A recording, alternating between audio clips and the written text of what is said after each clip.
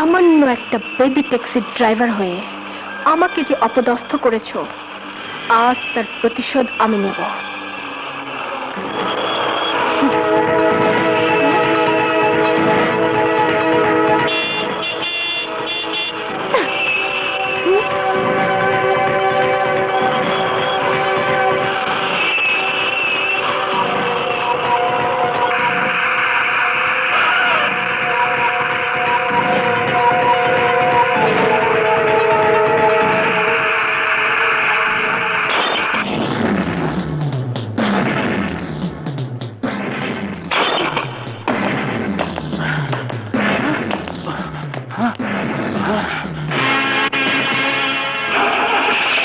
না, তোকে আমি বাঁচতে দেব না।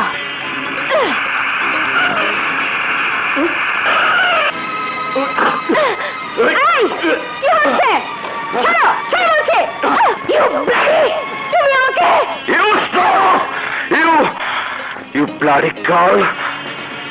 কোন কারণে আমার এত বড় ক্ষতি করেছেন বলুন, বলুন। সেদিন তুমি যে অন্যায় করেছো তার প্রতিশোধ নেওয়ার জন্য। আমি সেদিন কোনো অন্যায় করিনি, অন্যায় করেছিলেন আপনি।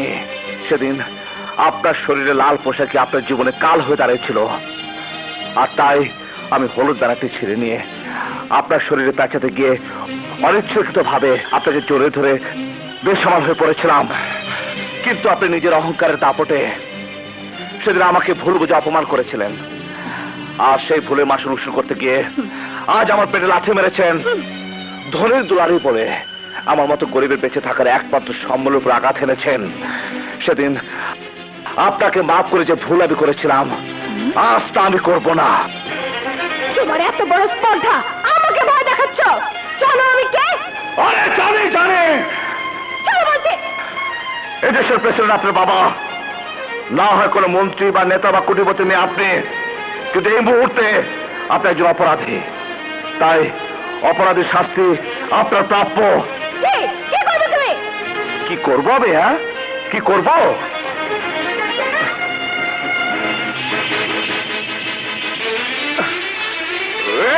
আরে আরে রে, বড় লোকের মাইয়া, সে ভুল করছে বললা তুমি তো ভুল করতে পারো না বাবা। মাগু, সর্বনাশ হওয়ার আগে মাপ চাইল।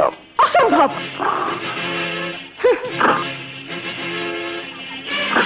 যে ক্ষতিপূরণ টাকা দিলেই হয়, সেখানে ক্ষমা চাওয়ার প্রশ্নই আসে না। এই নাও। দাঁড়ান!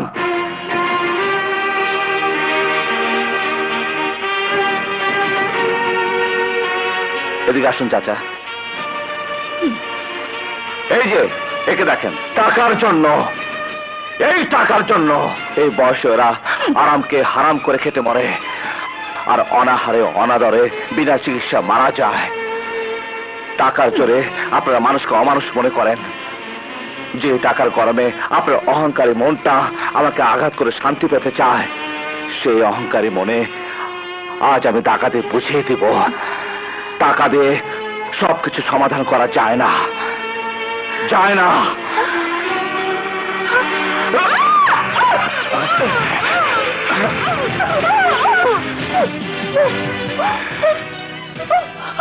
নিন, টাকা দিয়ে এই ক্ষতিপূরণ করে নেবেন, ক্ষতিপূরণ করে নেবেন।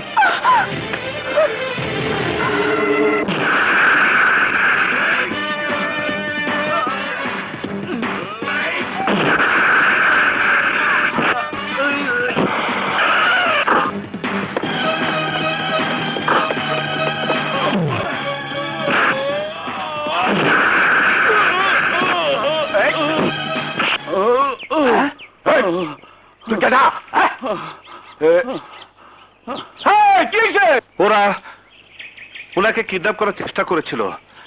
আমি ওনাকে।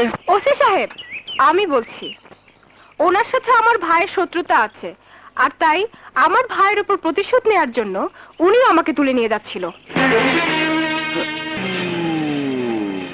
ওনারা বাধা দেওয়াতে দেখুন দেখুন ওনাদের মেরে কি অবস্থা করেছে। আজ ওনারা না থাকলে আমার যে কি সর্বনাশ হয়ে যেত। চুপ! বেঈমান মিথ্যেবাদী, আজ তোকে আমি।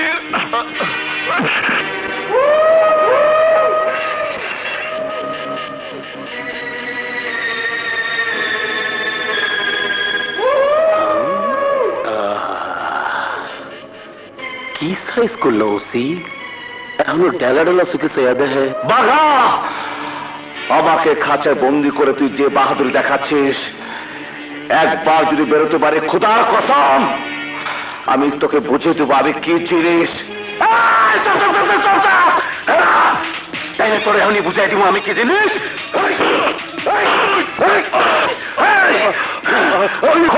নিজের যান বাঁচানোই কঠিন হয়ে পড়বে, তাই বলছি কাল আদালতে দাঁড় করিয়ে সাজার ব্যবস্থা করব, তারপর জেলের ছেলে ও দফা দফা। Order order order. আপনি কি আপনার পক্ষে কোনো উকিল নিয়োগ করবেন? না স্যার। তাহলে কি আপনার বিরুদ্ধে আনিত সমস্ত অভিযোগ সত্য? সত্য মিথ্যার খেলা এমনি একদিন আমি পরাজিত সৈনিকের মতো নিয়তিকে মেনে নিয়েছিলাম, যার কারণে শিমুলতলির এই দুর্জয় চৌধুরীকে চাকরির ইন্টারভিউ দিতে গিয়ে খুনি আসামি হয়ে আদালতে দাঁড়াতে হয়েছিল। কিন্তু দুঃখের বিষয়, সেদিন কোনো উকিল আমার পক্ষে আদালতে ওকালতি করেনি। শিমুলতলির শিমুল প্লাজা মার্কেটের সামনে কে বা কারা কুখ্যাত সন্ত্রাসী রাজা তুষারকে খুন করে চলে যাবার পর সেই খুনের দায়ে আমাকে সাজা ভোগ করতে হয়েছিল। আমাকে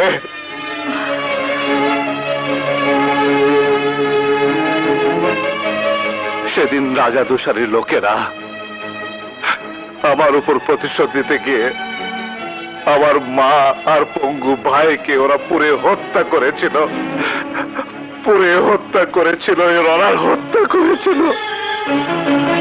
এর অনার সেদিন সে নিষ্পাপ জীবনের পরিণতিকে যখন আমি মেনে নিয়েছিলাম, তখন তখন আজকের দাগের জীবনের পরিণতিকে মেনে নিতে আমার এতটুকু বুক কাঁপবে না।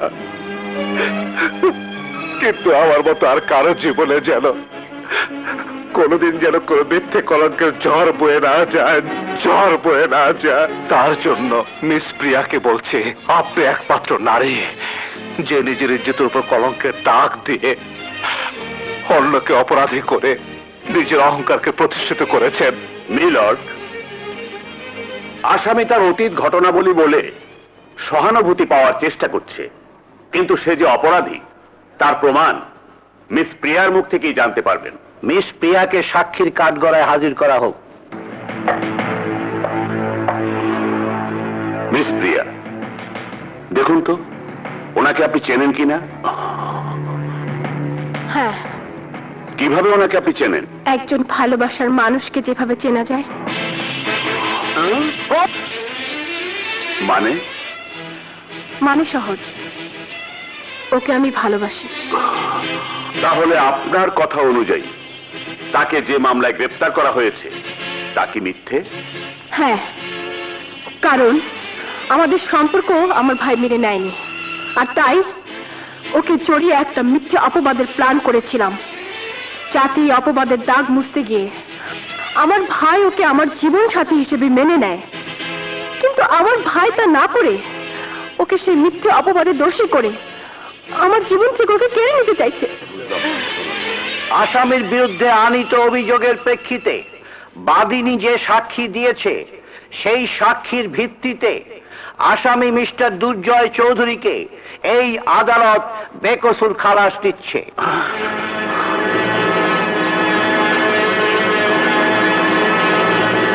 ভাইয়া মুক্তি দে ভাই, চলো চল মুক্তি।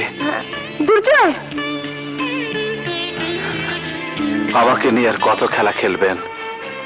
ইচ্ছে হয়েছে কলঙ্কিত নায়ক বানিয়েছেন, আবার নিজেই সেই কলঙ্ক মুছে দিয়েছেন। বলুন, আবার কোন মতলবে আমাকে ফাঁসাবার চেষ্টা করছেন?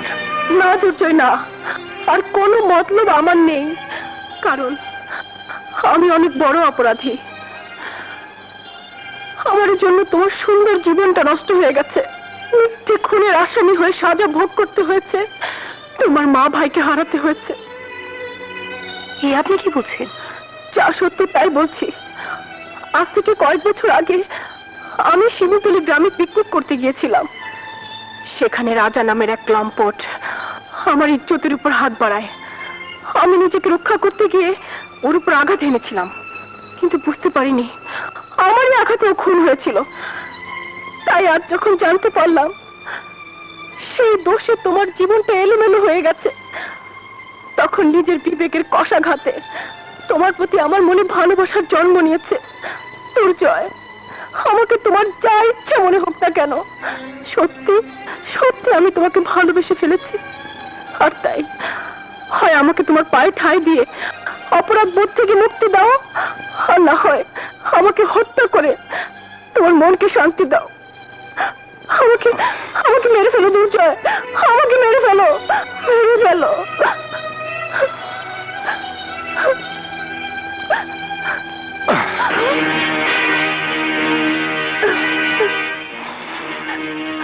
চল মুক্তি।